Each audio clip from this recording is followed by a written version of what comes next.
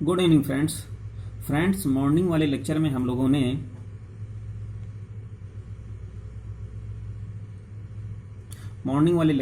लोगों ने practice set 8 practice set 8 okay. जो प्रैक्टिस सेट 8 था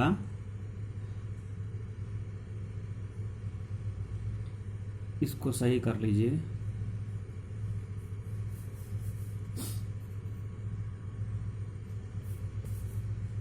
प्रैक्टिस सेट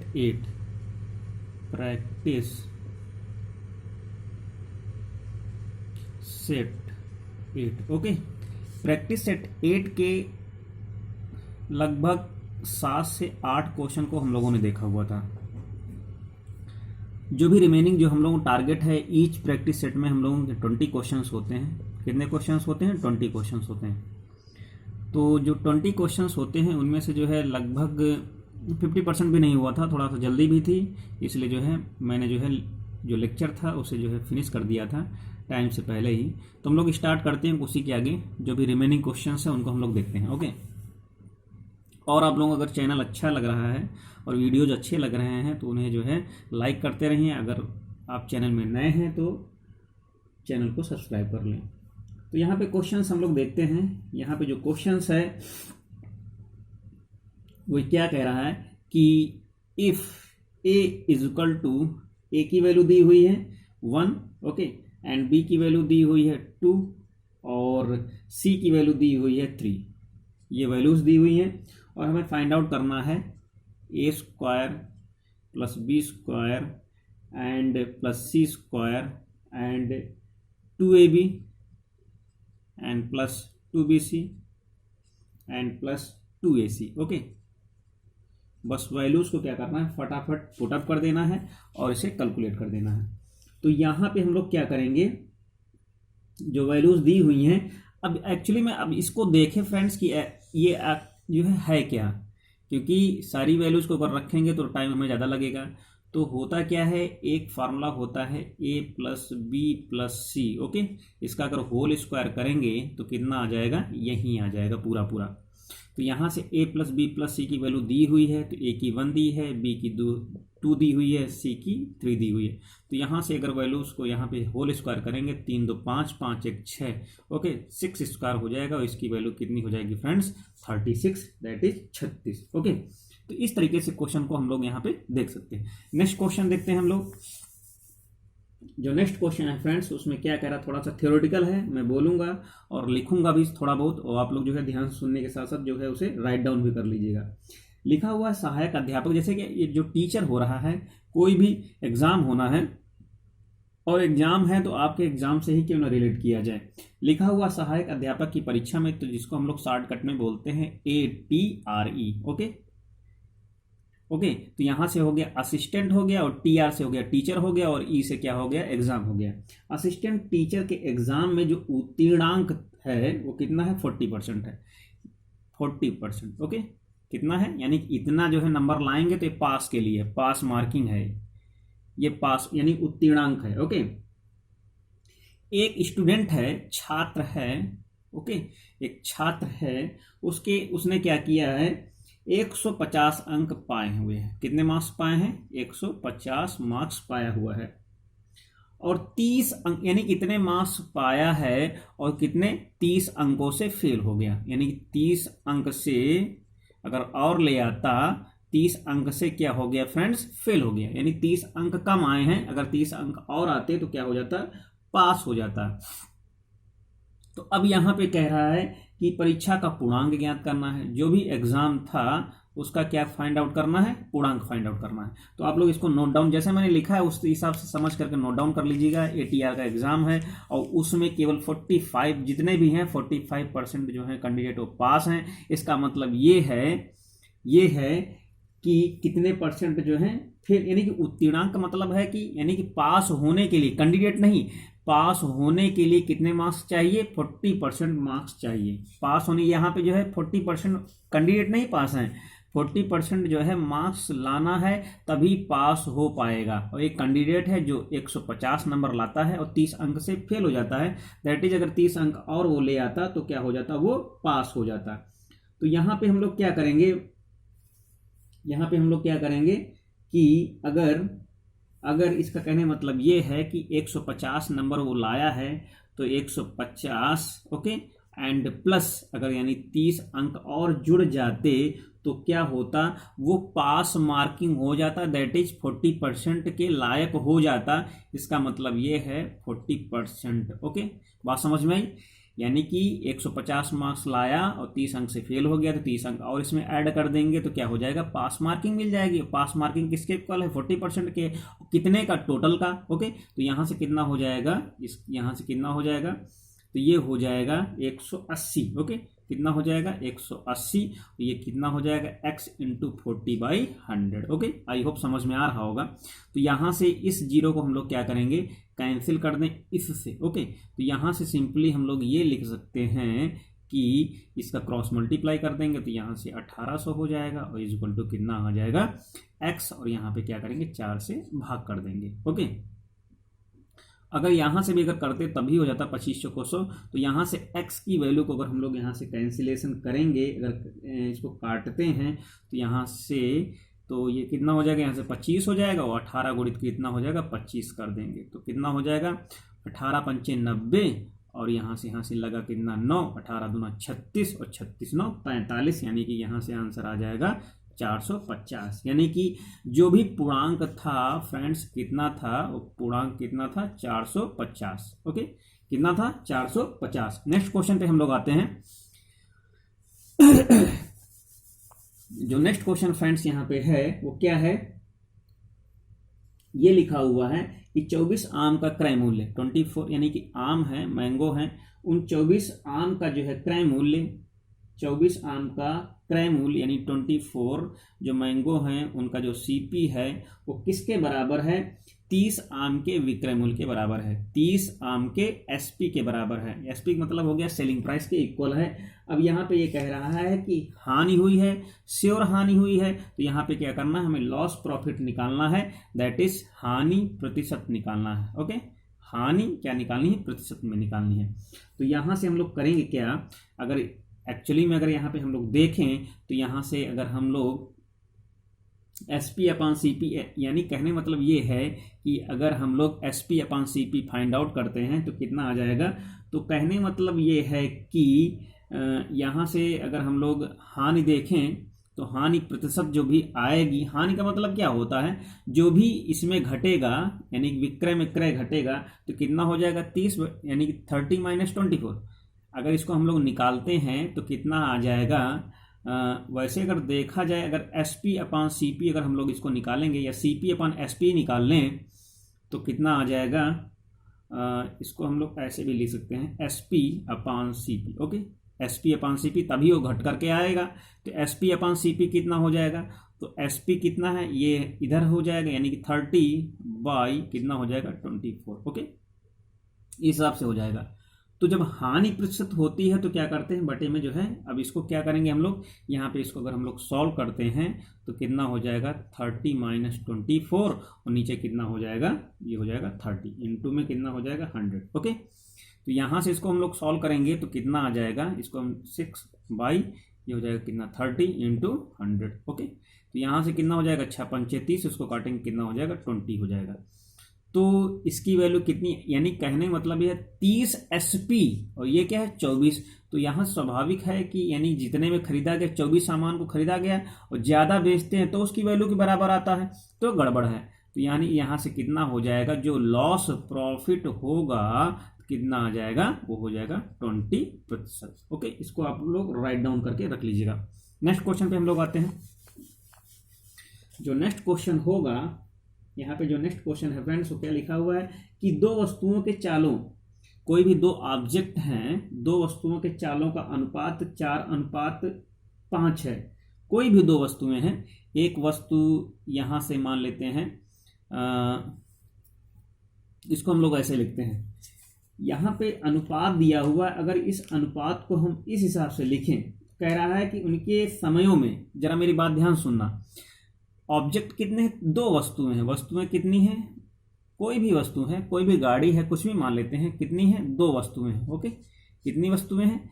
अब यहाँ पे कह रहा है कि बात समझने की कोशिश करना, क्या कह रहा है, चाल का अनुपात, चाल का अनुपात कितना दिया है, 4:5। मेरी बात ध्यान सुनना, 4:5 दिया है। अब कह रहा है कि समय का अनुपात निकालना है।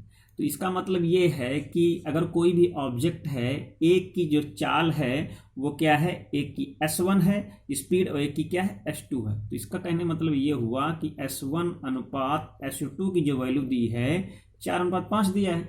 हमें निकालना क्या है, समय का अनुपात, उनको समय कितना लगता है, यानी कि हमें T1 अनुपात T2 की वैल्यू फाइंड आउट करनी है। बात समझ में आई, T1 रेशियो T2 की वैल्यू फाइंड आउट करना है। तो जब अब यहाँ पे ये देखें कि चाल बराबर होता क्या है, चाल बराबर होता क्या है, दूरी, ओके, दूरी बटे समय।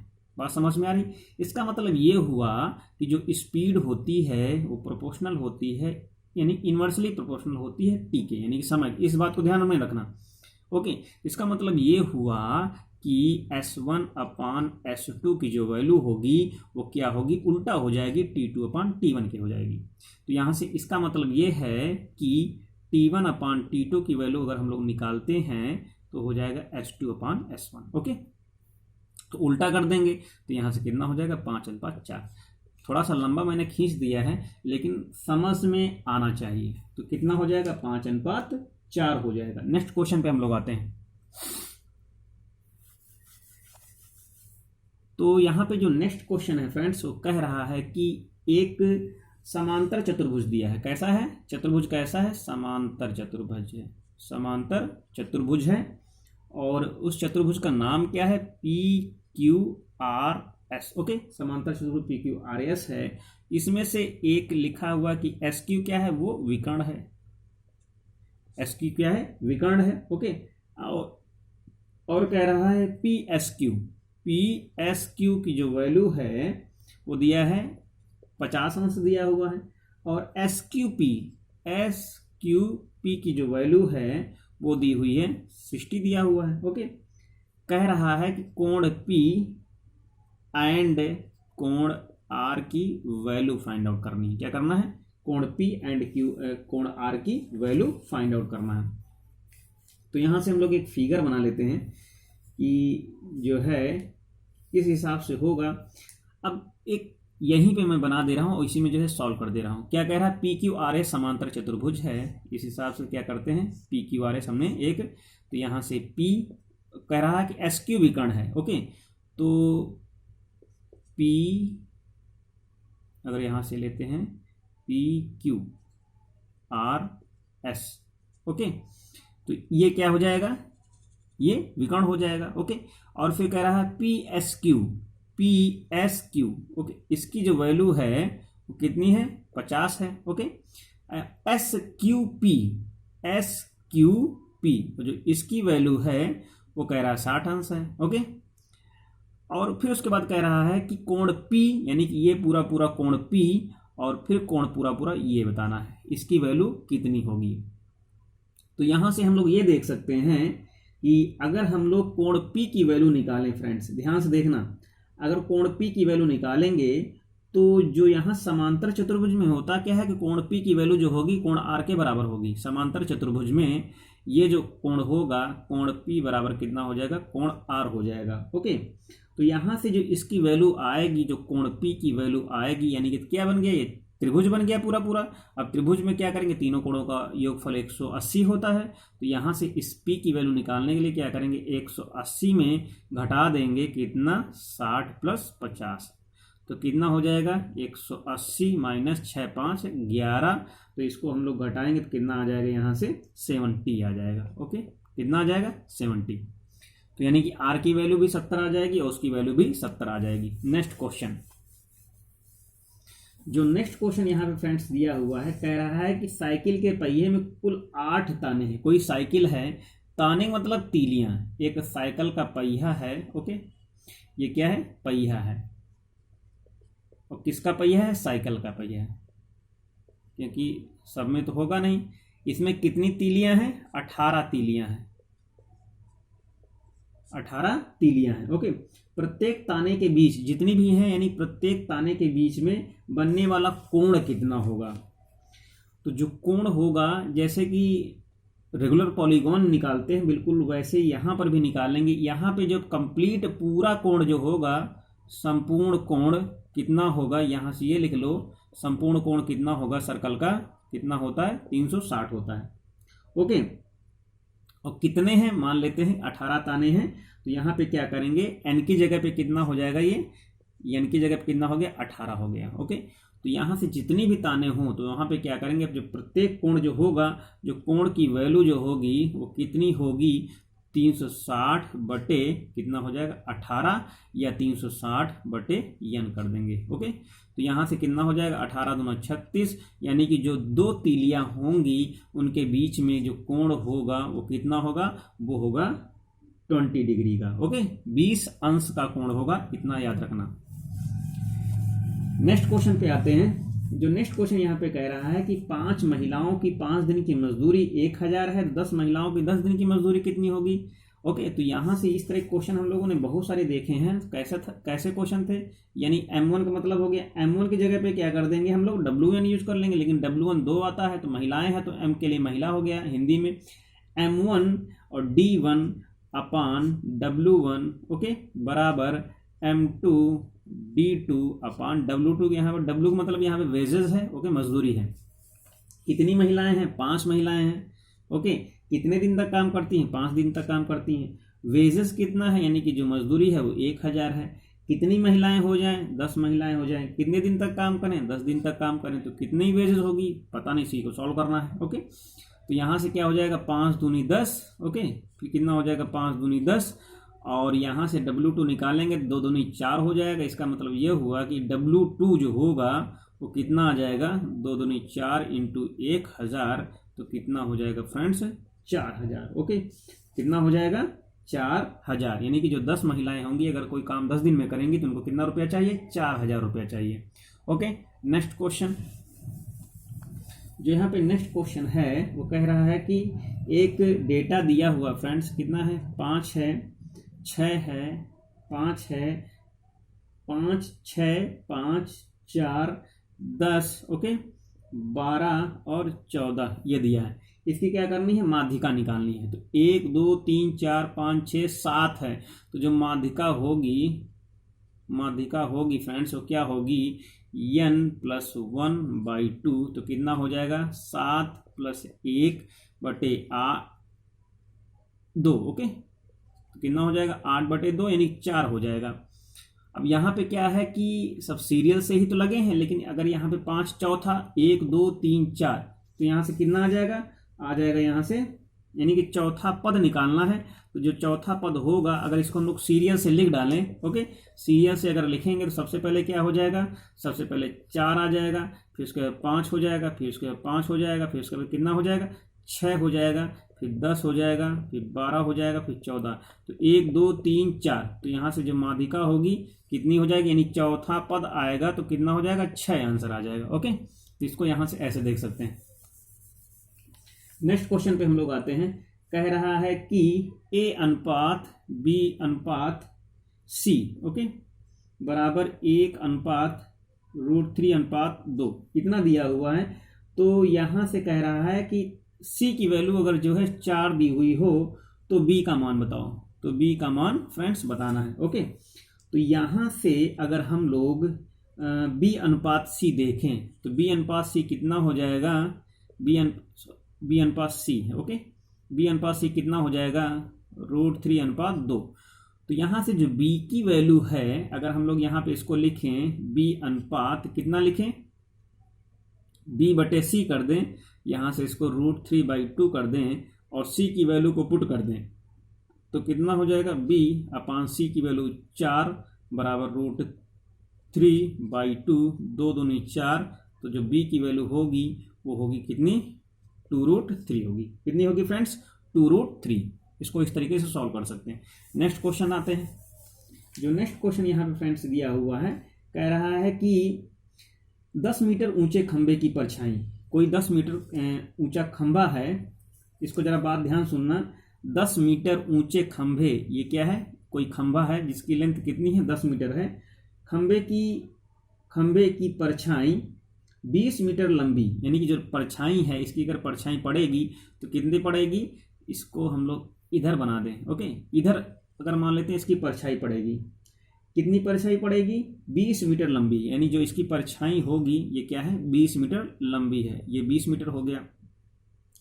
फिर क्या है, इसी समय 15 मीटर ऊंचे खंभे की परछाई क्या होगी, अगर इसको लेंथ को अगर हम लोग बढ़ा दें, ओके, 15 कर दें, तो जो इसकी परछाई होगी वो कितनी होगी, यानी कि कितनी है, कम होगी, ज़्यादा होगी, वो हमें देखना है। तो यहाँ से सिंपली इसको हम लोग ऐसे देख सकते हैं कि अगर 10 मीटर कोई खंभा है, ओके, इसकी जो परछाई पड़ रही है कितनी पड़ रही है, 20 मीटर पड़ रही है, तो जो 15 मीटर होगा, अगर इसकी लंबाई यानी ऊपर तक 15 कर दें, तो जो 15 मीटर होगा इसकी जो परछाई होगी कितनी होगी, 20/10 कर देंगे, इंटू में 15 कर देंगे, ओके। जैसे यूनिट रूल लगाते हैं एक नियम, तो यहाँ से इससे कट जाएगा तो कितनी हो जाएगी, 30 मीटर, यानी कि जो है ये लंबाई जा करके क्या है, बढ़ जाएगी, ऐसे हो जाएगी, ओके, इस तरीके से। तो कितना हो जाएगा, 30 मीटर, यही इसका आंसर आ जाएगा।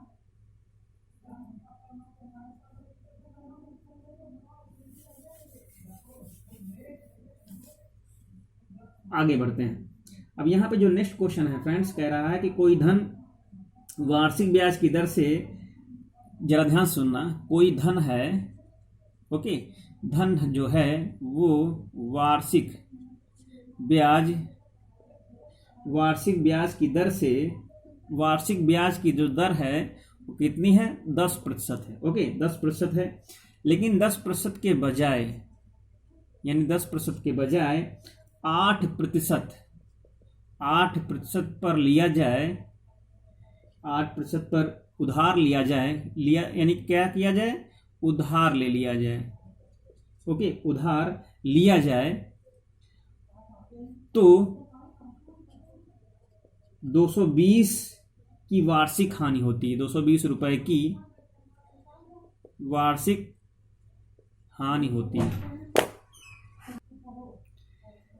वार्षिक 220 रुपए की वार्षिक की हानि हो जाती है। मैं क्वेश्चन को फिर से रिपीट कर दे रहा हूं, कोई धन है, उस धन को क्या करना है, ब्याज पर यानी उधार लेना है, किसी धन को क्या करना, उधार लेना है, लेकिन 10% के बजाय 8% पे की ब्याज पर अगर वो उधार लेता है तो उसे 220 रुपए की हानि हो जाती है। मूलधन निकालना है कि आखिर वो कितना रुपया है जिसको 10% के बजाय 8% पर उधार ले लिया जाता है, तो 220 रुपए की हानि हो जाती है।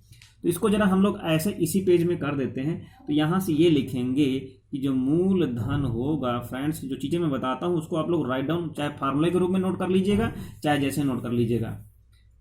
तो यहाँ से आप लोग जब इस तरीके से कोई भी क्वेश्चन आएगा तो क्वेश्चन हमेशा रिपीट, ये सही से क्यों नहीं लिख रहा है, तो मूल जो धन होगा वो क्या होगा, हानि, इस तरीके से क्वेश्चन, ये नया क्वेश्चन है, हानि बटे ब्याज में अंतर, ओके, ब्याज में अंतर इंटू 100, ओके। तो यहाँ से जो है हानि कितनी हो रही है, 220 रुपए की हो रही है, इसको आप देख ही रहे हैं, और जो ब्याज में अंतर है 10 - 8 कर देंगे, आपके सामने सब कुछ लिखा है, इंटू 100 कर दिया, ओके, ये 10 है, तो यहाँ पे 220 तो एज इट इज रखा रहेगा, अब ये क्या हो जाएगा, यहाँ पे 2 हो जाएगा इंटू 100, ओके। अब यहाँ पे कितना हो जाएगा, 11, यानी कि 110 हो जाएगा। अब गुणा कर देंगे तो जो मूलधन रहा होगा वो 11,000 रहा होगा, ओके। जो 11,000 अगर मूलधन होगा तो 10 के बजाय अगर 8% पे ब्याज पे यानी कि उधार लिया जाता है, कोई भी यानी ऋण लिया जाता है किसी भी रुपए का, तो क्या होगा, 220 रुपए की तभी हानि होगी जब मूलधन कितना होगा, ये होगा। तो ये इस फार्मूले को आप लोग यहाँ पे राइट डाउन कर लीजिएगा कि मूलधन बराबर हानि बटे ब्याज में अंतर इंटू 100, ओके। आगे आते हैं नेक्स्ट क्वेश्चन। जो नेक्स्ट क्वेश्चन है यहाँ पे फ्रेंड्स क्या है कि 3x²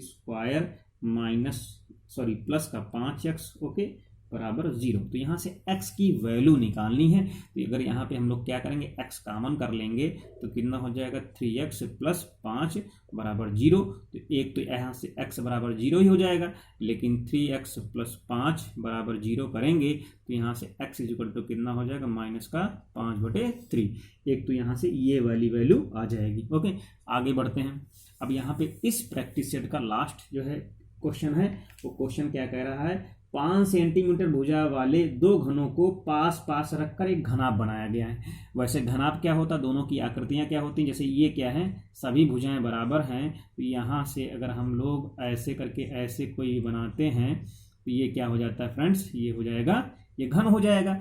लेकिन इनको पास पास रख देंगे तो यहाँ से कितना हो जाएगा, तो ये आयत की आकृति से जो बनता है उसको बोलते हैं घनाभ। वो क्या बोलते हैं, घना बोलते हैं। ओके, तो यहाँ से इसको ऐसे बना देंगे, यहाँ से इसको ऐसे बना देंगे, ये ऐसे लाइन खींच देंगे और यहाँ से ये लाइन ऐसे खींच देंगे, तो ये घनाभ हो जाएगा। यहाँ नहीं, यानी कि ये जो है ये क्या है, दो घनाभों से मिला है। अगर इसको इस तरीके से तैयार करेंगे तो क्या हो जाएगा, यहाँ से तोड़ देंगे तो क्या हो जाएगा, दो घन बन जाएंगे। यानी कि 5 सेंटीमीटर जो दो घन होंगे, यानी यहाँ से जो दो घन होंगे, ओके, उन दोनों घनों में से जो प्रत्येक की जो भुजा होगी, प्रत्येक की जो भुजा होगी कितनी होगी, वो 5 सेंटीमीटर होगी। बात समझ में आ रही है। और जब 5 सेंटीमीटर होगी तो पूरी पूरी आकृति कितनी हो जाएगी, वो 10 की हो जाएगी। ओके, यहाँ से अगर देखेंगे तो पूरी पूरी कितनी हो जाएगी, 5 5 कितना हो जाएगा, 10 हो जाएगा। कितना हो जाएगा, 5 5 10 हो जाएगा। तो कह रहा है कि जो घनाभ बनेगा, ये जो घनाभ है, घनाभ जो ये है, इसका क्या निकालना है, इसका पृष्ठीय क्षेत्रफल निकालना है। क्या निकालना है फ्रेंड्स, पृष्ठीय क्षेत्रफल। ओके, क्या निकालना, पृष्ठीय क्षेत्रफल। तो जो इसका पृष्ठीय क्षेत्रफल होगा वो कितना हो जाएगा, 6a²। कितना हो जाएगा, 6a²। यानी इसकी जो भुजा होगी वो कितनी हो जाएगी, 6a²। तो यहाँ से जो 6a² आएगा तो कितना हो जाएगा, 6 × a का मतलब कितना है, 5। तो यहाँ से कितना हो जाएगा, 5 का स्क्वायर, क्योंकि घन से ही बना हुआ है, घनाभ से बना हुआ है। तो यहाँ से कितना हो जाएगा, यानी कि 6a नहीं होगा, यहाँ से कितना हो जाएगा, जो भी है, यानी कि a का मतलब यहाँ पे है 10 हो जाएगा। ओके, तो यहाँ से कितना हो जाएगा, 10a²। 10a² कितना हो जाएगा फ्रेंड्स, यहाँ से 10a²। तो यहाँ से कितना हो जाएगा, 10 × 5 25। कितना हो जाएगा, 5 25। तो यहाँ से कितना आ जाएगा, 250। तो ये हो गया, यानी कि स्क्वायर, ओके, सेंटीमीटर। ओके, तो इतने क्वेश्चंस को हम लोगों ने देखा। टोटल कंप्लीट 20 क्वेश्चन हो गए हैं। और आप लोग कल जो होगा 2 दिन और मिलेगा मैथ का लेक्चर, उसके बाद टॉपिक चेंज हो जाएगा। उसके बाद रीजनिंग और साइंस पे हम लोग काम करेंगे। ओके, उसके आगे फिर जो कुछ जीएस पे काम करेंगे हम लोग, करंट अफेयर पे काम करेंगे, और सीडी पे भी काम करेंगे, टीचिंग स्किल पे भी काम करेंगे, लेक्चर्स प्रोवाइड कराएंगे हम लोग, और उस पर डिस्कस भी करेंगे। और आप लोगों से रिक्वेस्ट है कि अगर आप लोग चैनल पे नए हैं तो चैनल को सब्सक्राइब जरूर कीजिएगा, जिससे कि आप लोग जो है नोटिफिकेशन, नए नए वीडियोज़, जो नई नई इन्फॉर्मेशन है, टीटी का जो है एप्लीकेशन फॉर्म वगैरह कब आएगा, सुपर डेट कब होगा, वो जितनी भी लेटेस्ट जानकारी होंगी आप लोग मिलती रहेंगी। और थैंक यू, टेक केयर।